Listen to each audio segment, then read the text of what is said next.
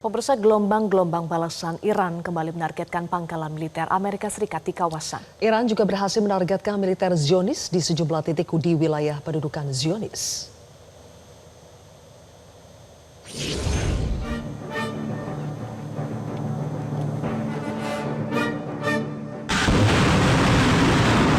Gelombang balasan ke-78 Iran dalam operasi True Promise 4 diluncurkan dengan sandi Ya Dalil Al-Mutahayirin yang artinya wahai pembimbing bagi orang-orang yang kebingungan. Operasi pembalasan ini dilaksanakan Senin malam di tengah hujan, didedikasikan bagi rakyat di wilayah timur Iran, termasuk Provinsi Khorasan Utara dan Selatan, Khorasan Razavi, serta Sistan dan Baluchestan. Dalam gelombang ini rudal Emad dan Gader serta drone bunuh diri kembali menargetkan wilayah pendudukan Zionis di Eilat, Dimona, dan utara Tel Aviv, serta sejumlah pangkalan Amerika Serikat di kawasan.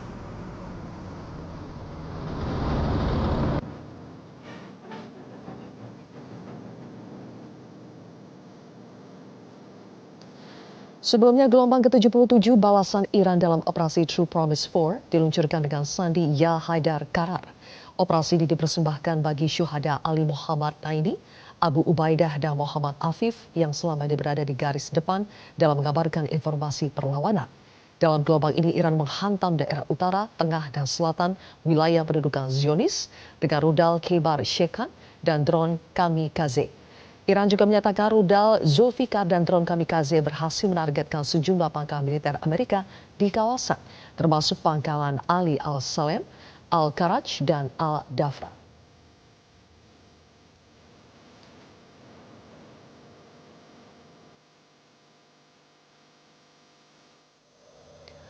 Gelombang balasan ke-76 dengan sandi Ya Aba Abdallah Al-Hussein menargetkan infrastruktur militer Zionis Israel dan Amerika Serikat. Rudal Zulfikar dan Kiam berhasil menghantam pangkalan Amerika Serikat Al-Dafra, Victoria, Armada kelima Angkatan Laut Amerika Serikat, hingga pangkalan Prince Sultan. Sementara itu rudal Kheibar Shekan dan Kiam berhasil menargetkan wilayah pendudukan Zionis seperti Ashkelon, Tel Aviv, Haifa, hingga Gush Dan.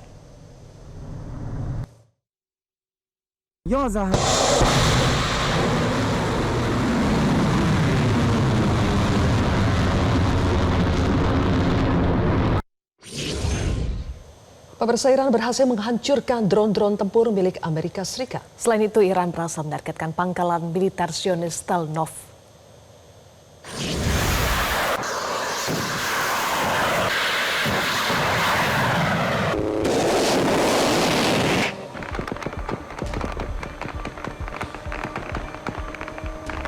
Pasukan darat Iran meluncurkan drone dengan skala besar yang menargetkan kelompok separatis pendukung Zionis di Erbil, Irak. Iran juga berhasil menargetkan pangkalan udara Zionis Israel yakni Tel Nov dan sejumlah pangkalan militer Amerika Serikat. Tel Nov merupakan pangkalan vital Zionis yang selama ini digunakan untuk melancarkan agresi ke Iran. Serangkaian serangan drone pasukan darat, udara, dan laut angkatan bersenjata Iran diluncurkan dari berbagai penjuru ke arah musuh. Selain ke Tel Nov, Iran juga berhasil menghantam lokasi jet-jet tempur milik AS yakni F-15 dan F-35 di pangkalan Asrak dengan menggunakan sejumlah drone kamikaze atau drone bunuh diri.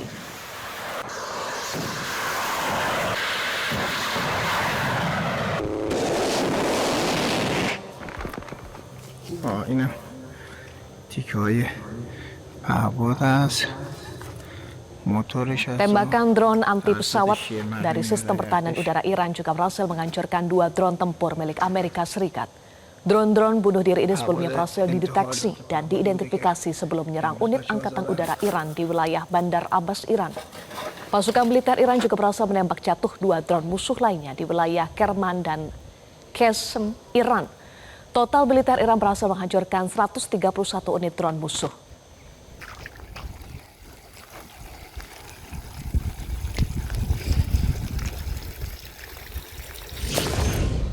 Pemirsa, Iran menegaskan bahwa keberadaan pasukan Amerika Serikat dan Zionis Israel berada dalam pengawasan konstan oleh intelijen militer Iran. Iran bahkan berhasil menargetkan tentara Zionis yang bersembunyi hingga ke permukiman. Juru bicara Markas Pusat Khatam Al-Anbiya, Ibrahim Zolfagari, menyatakan bahwa Iran mengawasi penuh keberadaan tentara Amerika Serikat dan Zionis Israel. Buktinya Iran dapat mendeteksi tentara Zionis yang bersembunyi hingga ke permukiman Zionis di Arad maupun di Dimona yang dekat dengan fasilitas nuklir utama Zionis. Permukiman tersebut dihuni oleh ilmuwan-ilmuwan nuklir Zionis. Serangan Iran tersebut sebagai balasan atas serangan Zionis terhadap ilmuwan nuklir Iran dan serangan ke situs nuklir Iran di Natanz. קדימה!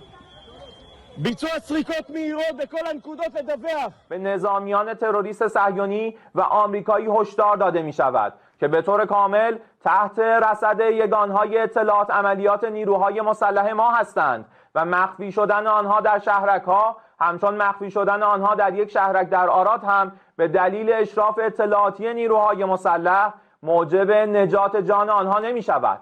سردرگمی راهبردی فرماندهی سنتکام، فروپاشی شبکه پدافند چند لایه آمریکایی صهیونی در منطقه غرب آسیا و اختلال در سامانه پشتیبانی تسلیحات آمریکا در پی تدابیر و ضربات نیروهای مسلح ایران به دشمنان متخاصم معادلات جنگ را به نفع ایران تغییر داده است. Keberhasilan Iran dan poros perlawanan dalam menargetkan pangkalan militer Zionis seperti di Nevatim dan Ramat David dinilai membuat moral tentara Zionis rontok. Para tentara Zionis pun harus bersembunyi hingga ke permukiman akibat melemahnya sistem pertahanan rezim penjajah Zionis yang telah babak belur digempur Iran.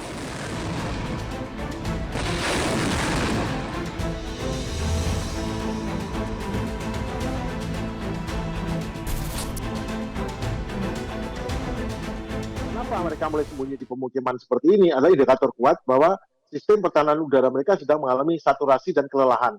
Ketika pangkalan militer seperti Nevatim dan Ramat David beberapa kali dihantam rudal balistik, maka moral prajuritnya itu rontok. Mereka sadar bahwa militer berada di tempat aman karena presisi rudal Iran sudah mencapai level pinpoint akurasi, hanya 10 meter melesetnya. Jadi taktik pemindahan komando atau personel ke area pemukiman adalah taktik perisai manusia yang ironisnya sering mereka tuduhkan pada pihak lain seperti Iran, pada Hamas, pada Hezbollah. Pemirsa, 2 tentara Amerika Serikat terluka akibat kebakaran di ruang cuci utama kapal induk USS Gerald R. Ford. Sebelumnya kapal terbesar di dunia itu juga mengalami masalah pada saluran pembuangan toiletnya. Kapal induk USS Gerald R. Ford berlabuh di pangkalan AS di Pulau Kreta, Yunani. Bersama dengan kapal perusak HMS Dragon milik Inggris yang juga tengah berlabuh. Meski mengalami kebakaran di ruang cuci utama kapal, 2 pelaut AS mengalami luka akibat kebakaran yang terjadi pada 12 Maret. Sebelumnya USS Gerald R. Ford juga mengalami gangguan berupa penyumbatan pada sistem pembuangan toiletnya.